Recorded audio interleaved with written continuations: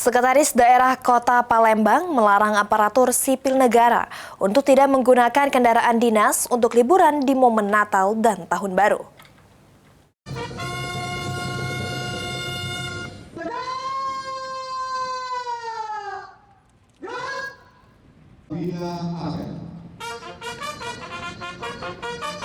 Melalui SKB 3 Menteri, pemerintah menetapkan hari libur dan cuti bersama akan dimulai pada 22 Desember 2025 di sejumlah daerah. Menyikapi hal tersebut ditemui pada Selasa 16 Desember, Sekretaris Daerah Kota Palembang melarang aparatur sipil negara untuk tidak menggunakan kendaraan dinas untuk liburan.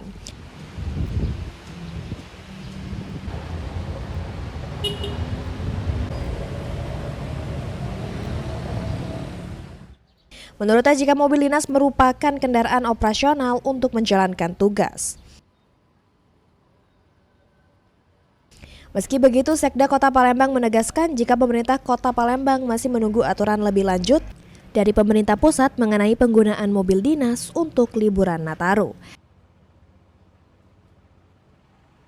Pakai mobil dinas libur Nataru? Tidak boleh, tidak boleh. Tapi kita juga masih nunggu aturan. Masih nunggu aturan dari atas ya.